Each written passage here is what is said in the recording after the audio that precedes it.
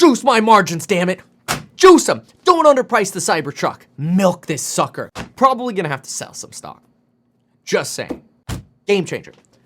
Hey everyone, me Kevin here. In this video, we've got to do a complete Tesla update from Elon Musk driving Tesla's self-driving 12.0, what this means for artificial intelligence, Nvidia, and some of the other, well, competition or lack thereof. We're also going to start with the NHTSA letter on what the heck is happening with this investigation into autopilot and how it's potentially actually good news, which is pretty wild. And then we're going to talk about what's going on with supercharging revenue, put that into some valuation models.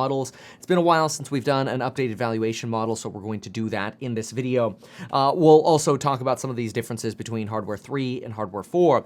I do quickly want to give a heads up that tomorrow we have an expiration for the coupon codes linked down below on the programs on building your wealth, whether it's real estate, stocks, or otherwise.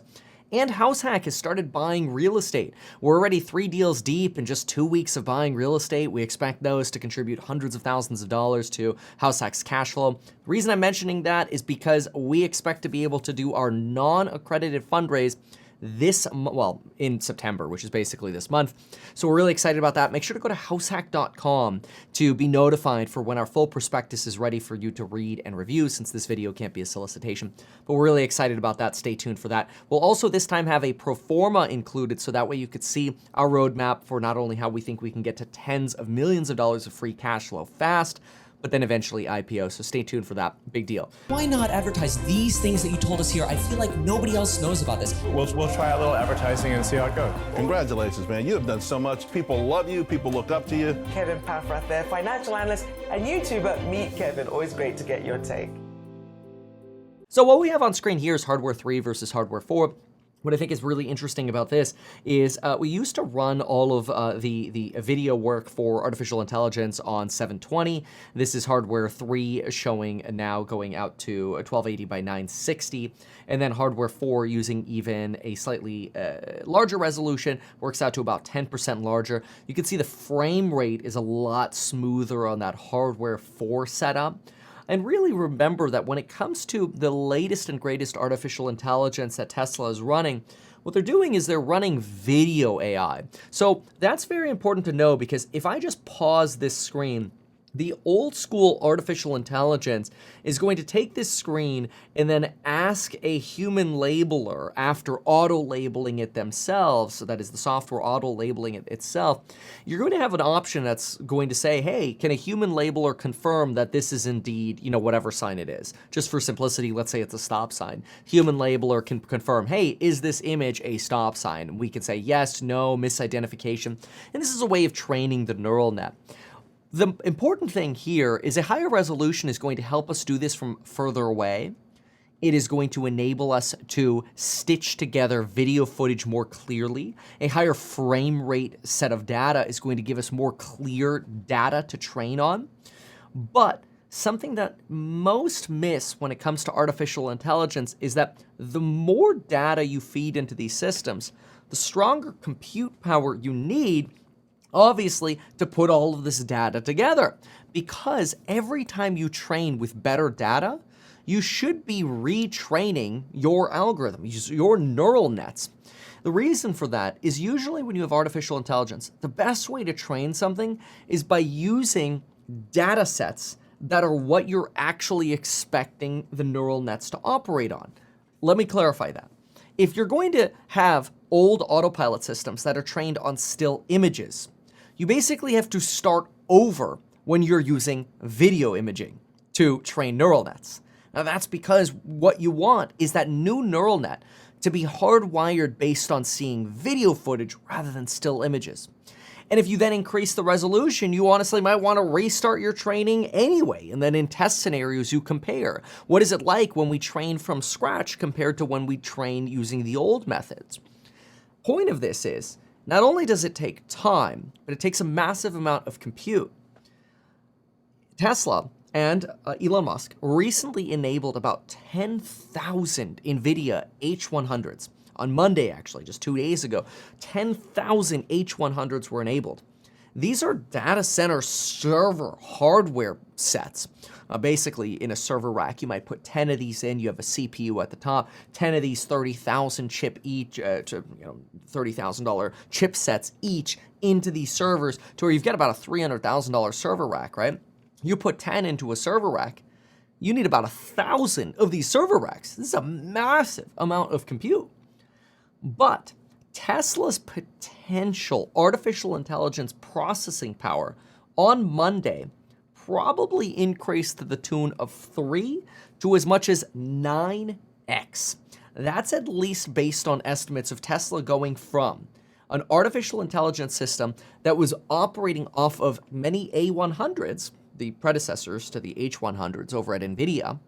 A100s, keep in mind, are operating at, depending on what you're using them for, about 1/5 to 1/30th as fast as H100 systems.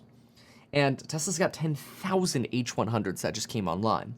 In other words, Tesla's been able, and this is the point I'm trying to make, Tesla's been able to deliver us such incredible autopilot technology that we have today, where when I personally drive my Tesla on full self-driving, I almost don't even have to intervene anymore.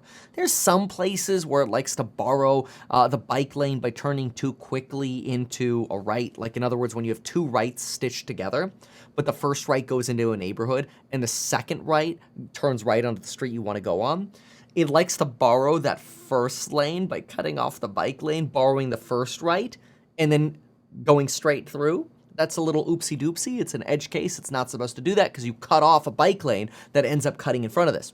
Long and short of it is, Tesla's full self-driving today is already freaking phenomenal. But that's trained using older systems, the A100s, slower. It's trained using lower resolution cameras and a lower frame rate. If we can now take new footage, maybe hardware 4 footage, higher resolution footage, and even if our compute is the same, right? Because we know with H100s, our AI compute should be 3 to potentially 9xing, right? But because we're injecting so much more data and information into these servers, maybe we're really just at the same level of being able to process the same amount of imagery, but we're doing it with higher quality imagery.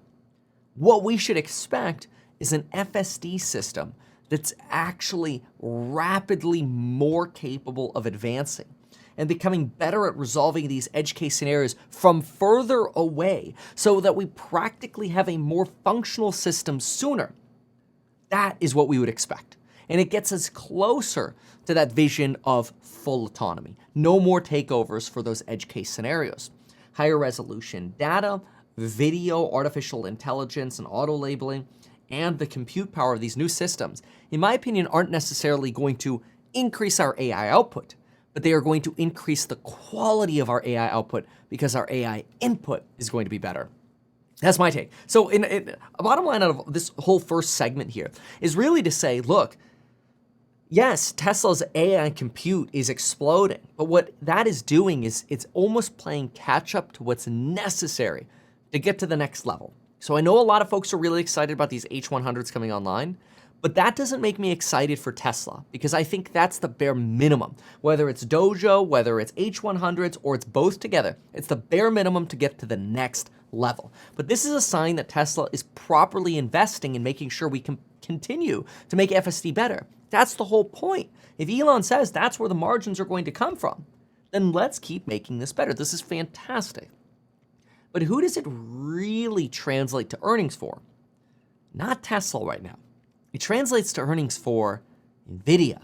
Because what's going to happen is, as we continue, let's say we're 90% there on FSD now, then that every single 1% is honestly probably going to take another 10,000 of the latest NVIDIA chip. In other words, to get to 100%, we might have to go through 10 iterations of the latest H100 chips.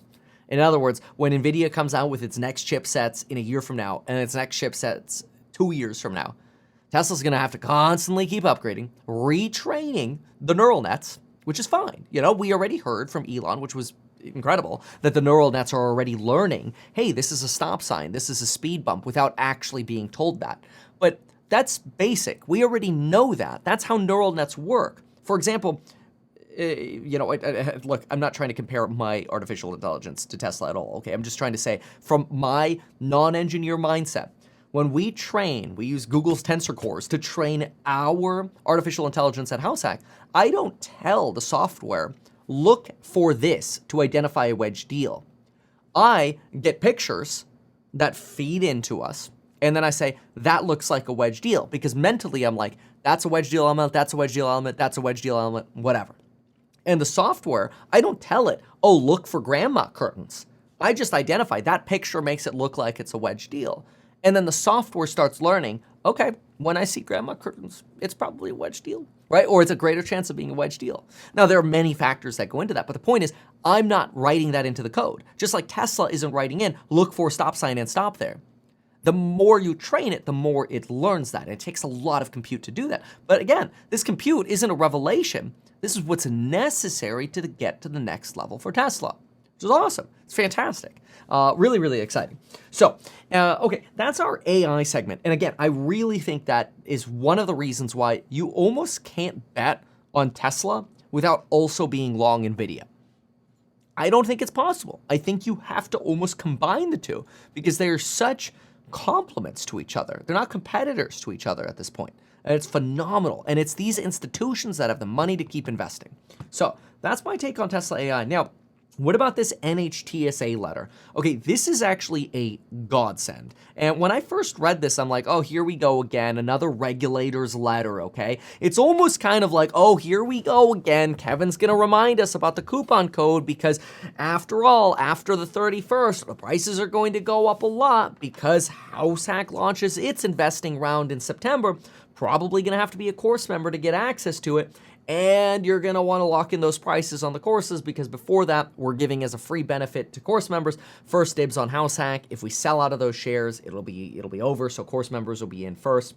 And we'll be releasing some new lectures. So of course the price is gonna go up because we're adding more value. Anyway, what do we have here from the NHTSA? Well, again, the impression was, oh no, here we go again. Here comes another regulator coming in, causing problems for Tesla, right?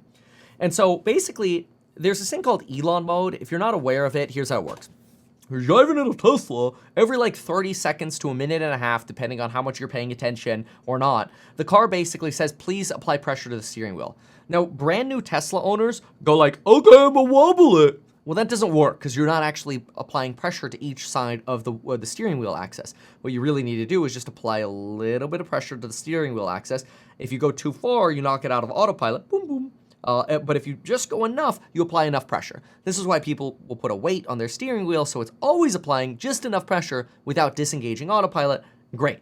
Problem is with this is it's somewhat dangerous as well, because if you go over a bumpy road, now all of a sudden that weight gets inertia up and boom, boom, down, and then you get knocked out of autopilot, right?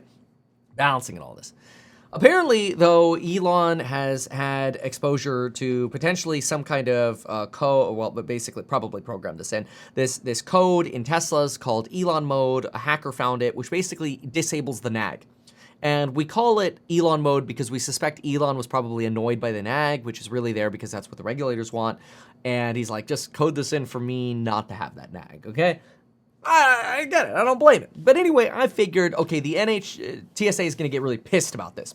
So it says here, when enabled, this Elon mode, so to speak, allows drivers to use autopilot to operate their vehicles for extended periods without autopilot prompting the driver to apply torque to the steering wheel. The NHTSA is concerned that this feature was introduced to consumer vehicles, and now that the existence of the feature is known to the public, more drivers may attempt to activate it basically by hacking into it and getting access to that themselves. I would too. If I was able to do that, I absolutely would try to activate this. It's annoying as anything. Okay, so I thought, oh great, here we go. They're threatening to fine Tesla $26,315 per day unless Tesla resolves this right now. That was the impression that I was left with, right? But wait a minute. Then what I did is I actually paged through the rest of this. And I went through the definitions and the instructions, which are the requests for productions of documents, blah, blah, blah. And what do we find here? On page 11, describe in detail any differences between the setting in the subject software that reduces or eliminates instances in which autopilot prompts the driver. In other words, tell us about the software. Like, how is this software enabled? Who has the ability to enable it? How do you enable it, right? What's the basis for having installed it? All of this, I'm like, oh no, here we go. They're going to get pissed. They're going to be pissed, right? What do we have here? Lucky number 7. I cannot believe this. This is a mic drop moment right here. Describe in detail any lessons learned and or findings from driving the vehicles with the subject software update enabled. Furnish copies of all documents related to your response. Wow. Wait a minute. Full stop right there for a moment. This is a regulator going, hey, look, we know you've installed this and it's concerning us, but now that you've installed it, have you noticed it's safer? Is it actually good? Should we get rid of the nag entirely? Like, tell us more. Are people screwing up less because there's no nag? Because sometimes when you're driving, you're watching Tesla, right? You're watching your car, and it's like, please nag. And you're like, oh, this is so annoying. You turn it, and then you accidentally disengage autopilot. Some people accidentally disengage autopilot when they shouldn't disengage autopilot, and then they're more likely to swerve and hit somebody else than if they just didn't have the damn nag in the first place. This is an opportunity for Tesla to tell the NHTSA, hey, you know, we actually find it's safer to not have the nag. And the NHTSA is open to that commentary. That's what they did. They just invited that commentary. Game changer. It's a game changer for 2 reasons. Number 1, it shows that this is not a regulator who is here to shut down Tesla.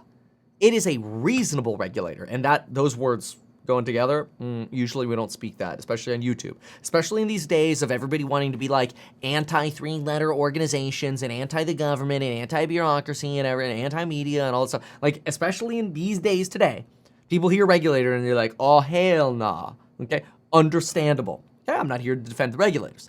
But I am here to say, this doesn't sound as bad as it first seemed.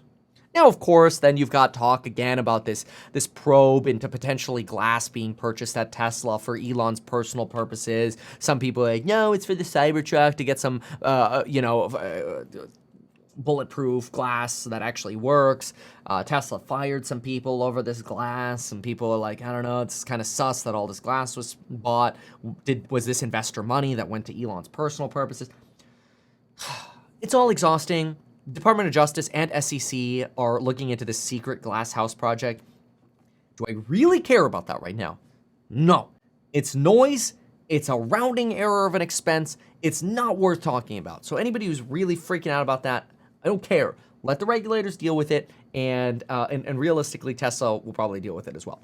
What I care more about are projections for revenues in the future, which we're going to talk about here in just a moment, as well as potential Cybertruck pricing. I want to be crystal clear here because a lot of people are like, oh, I hope Elon doesn't rug pull us and raise the prices. I hope he does. As a Tesla investor, I demand, okay, I'm not going to say I demand because then you sound like a D-bag. I would hope that Tesla would actually raise the price on these a lot. This car is going to be so freaking desirable, they should milk any sucker who wants to buy this car, including myself. Now, I know that's not what somebody wants to hear who's on the wait list for buying a Cybertruck, but any investor should be like, hell yeah, Kevin, hell yeah. Finally, somebody says it. Don't underprice this damn car. There are going to be so few of these Tesla Cybertrucks produced that people are going to be willing to pay a fat-ass premium for this. So if that $69,900 tri-motor ends up being inflation adjusted to $83,000, that's the bare minimum, okay? Realistically, it should be $99,000. Juice my margins, damn it. Juice them. Don't underprice the Cybertruck. Milk this sucker, because it's going to be the most bitchin' car out there on the road, and they should not undersell this car, because I want to see some juiced margins, because you know what? It's going to tell all of Wall Street, oh, damn, they can sell that car with a 40% margin? Damn, I'm going to have to get back into some Tesla stock. Holy moly. Sell the Tesla Model 3 for nothing. Sell the Model Y for nothing. Who cares? Those are generic compared to the Cybertruck. But milk that Cybertruck. My demand, okay? Even the cheap one that's supposed to be $39,900. Oh, but I want it to be affordable so I could buy a car. If you are not going to buy the Cybertruck because it's $47,500 inflation adjusted, or it's $55,000 because it's inflation adjusted and it needs some margin in there, and all of a sudden you're like, dude, damn it, I can't buy the Cybertruck anymore. You shouldn't be buying it. You should be buying the stock instead, actually making some money. Now, of course, I'm not your financial advisor. I am a financial advisor. I can give licensed financial advice. Did you know that I now do give financial advice? I'll tell you something about the demo, by the way. The people who are signing up for our licensed financial advice at stackhack.com, I'm blown away. The average age is over 30 years old, and the average net worth is over $400,000. Some people have multi-millions of dollars invested. The people who are coming to us for financial advice aren't 18-year-olds who are like, somebody please spank me and tell me to buy less coffee. No, we don't do bullshit. If you really want actual financial advice, go to stackhack.com. It's a bargain for what you get. We're going to raise the prices on that as well after the coupon expires on the 31st, which is Jack's birthday tomorrow, by the way. Oh my God, the amount of flights I have coming up. I'm just looking at the calendar. This is insane. I think I got like 7 flights coming up over the next 7 days. Actually, not even 7 days. It's probably more like 4 days. We should vlog it. Okay, anyway, so we're going to do some numbers on Tesla. And by the way, I don't need to hear about this dojo crap. A lot of people are like, but what about dojo? Like, dojo will be dojo, okay? They can grow dojo. The dojo division can grow at the same time as you can use the good stuff from NVIDIA right now, all right? Yes. Am I an investor in NVIDIA as well? Hell freaking yeah. And you should be too. Hashtag, again, not personal financial advice. I don't know what your portfolio is. I need your credit report. I need your bank statements. I need to see all your investments. I need to know your age, your personality. I can't give you financial advice without that kind of stuff. So, we talked about Cybertruck. That brings us on to charging, and then revenues and spreadsheet. Okay, so Dan Ives made this argument that Tesla might be able to receive about $10 billion in revenue by 2030 from solely charging revenue. Now, I don't know about that because I don't know how much of a premium Tesla is going to be able to charge on their electricity that they sell. I hope they can sell it for a premium and actually milk some nice margin. 30-40% would be nice. In other words, they buy electricity for, say, 15 cents a kilowatt hour, and they sell it for, 30% plus, so like 18, 19, 20 cents a kilowatt hour. Whatever, okay? I want some margin in it. Well, you'd have to sell it for more because you're going to have expenses and stuff like that. So sell it for 25 cents an hour. I kilowatt hour. I don't really care. Just make some money on the charging. The problem is we can't really build that into projections yet because we have no freaking idea. I will tell you one thing we do have a freaking idea about. And this is the kind of stuff we talk about usually in our course member live streams that I don't bring to all the public videos because I feel like sometimes people are like, I don't know, man. I don't know. Do I want to really go through the numbers? I'll just give you the bottom lines, okay? This is the kind of fundamental analysis that I like to teach and we talk about on a daily basis on our course member lives. I'm just going to give you a bottom line on this one. Here's Chargepoint, okay? They're blowing $110 million in free cash flow. It's literally the opposite of what we expect House Hack to be. I mean, this is a complete ripoff. Not only is it a ripoff, they've got $283 million in cash. They have $197 million in short-term bills to pay. At $110 million in free cash flow annualized, since that number, that $110 million negative in free cash flow, was 3 months ended, okay? This is Chargepoint, charging company. Their chargers suck, at least the ones that I've tried at like Disneyland and stuff. Anyway, at $110 million of negative free cash flow, we're negative $440 million of cash flow per year, which means by April of 2024, unless they get their act together, they have no money or accounts receivables left. Plus, they have another $330 million of long-term liabilities and taxes to pay, but their shareholder equity is literally $327 million. In other words, you're basically, if you keep going for this next year, you are bankrupting shareholders with this company unless this company becomes substantially more profitable. So, am I really going to sit here and build in a bunch of margin for charging revenue for Tesla? No, because that's stupid. Will the competition pretty much all go bankrupt? Yes. Is that then going to let Tesla charge more and create more margin for themselves in the future? Yes. Is that going to mean higher supercharging rates? Yes, because Tesla will have large PP. Pricing power? Duh. Here's so much garbage in the EV world. Don't even get me started about VinFast. VinFast is the biggest pump and dump scam I have seen in years. Don't even get me started on them. I might have to do a separate video on that. I had somebody this morning after we went through it in the course member live streams. They're like, how does the SEC approve this? And then I had to teach all the course members what the SEC's actual job is. I'll let that sink in for a moment. If you didn't watch that course member live stream yet, go watch it.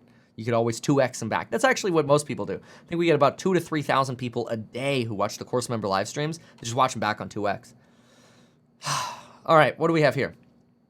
Revenue per vehicle. I've got you at 45,000 Tesla. End of 25. It's already coming up. Hey, you might notice something. I actually cut my estimate for how many vehicles down to 3.5 million. You'll note that's a 35% gross rate. Okay, I'm bringing their margin back to 20% average by the end of 2025. I am not putting in charger revenue.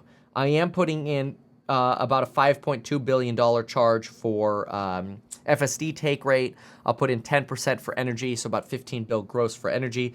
FSD margin, I put an expense of basically 2%, so it's basically almost pure margin, right? Pure profit. Energy, I only have them at 10% margin. This could honestly be better. 89% expenses. Okay, whatever. So what do we care more about now? What we care more about is, what is this going to mean in terms of how much money am I going to make in the future on Tesla stock? Well, if the price today is $250 and we have a forward PE ratio of 34, and we're going to take a PEG ratio of 1.67, which it's above that right now. It's like 2.4-ish. It's going to put us at a future PE ratio reasonable at 57. People get nuts when I say this. I'm like, bro, have you not learned that companies sell for about a PEG of 1.6 to 2? And what you do is you take the growth rate over the next 4 years, you multiply it by a PEG of 1.6 to 2, and that's your future PE ratio. That's the way it works. Low PE companies usually have low growth. Simple. Take, for example, a company that has a growth rate expected of 10%, and they sell for a PE ratio of, let's say, 15. Then what you're going to do is you're going to take 15 divided by 10. Oh my gosh, surprise, surprise, 1.5 PEG. See how that works? Lower growth, lower PE. And I'm still going to get comments on this, I know it. Anyway, that gives us a reasonable, by the end of 2025, which is only 2 years away now, of about 417. That is 417. It's about a 30% compounded annual rate of growth. Personally, I think I could beat that with House Hack, but I still love Tesla. So anyway, point of this is, I think we can get to this level probably sooner through some kind of euphoric hype. But let's say we got to 420 by the end of the year, by the end of 2023. It probably makes sense to start selling a little bit because you're pricing in too much excitement. And the amount of AI spend that Tesla's going to have to do to keep up with the latest and greatest and getting to those next neural net levels, and they're going to give that money to NVIDIA, it's going to be very high. It's going to take a while to get those margins back up again, unless they really start cranking out Cybertrucks at a premium, baby. Print them at a premium. If they underprice the Cybertruck, at the same, let me put it this way, okay? If the Cybertruck gets underpriced and the stock is going crazy, like let's say it's September basically now. Let's say it's October, November, and let's say it's November when they announce the Cybertruck pricing and they do the Cybertruck delivery event, right? They announce that in November, and Tesla stock is say 350 or 380 or something like that, and they underprice the Cybertruck, probably gonna have to sell some stock. Just saying. If they overprice the Cybertruck and they sell all of it, which they will, well, you have to subscribe to see what I'm up to. Thanks so much for watching. Check out financial advice link down below, househack.com, and the courses on building your wealth. Coupon code expiring tomorrow. Thanks so much for watching, and until next time.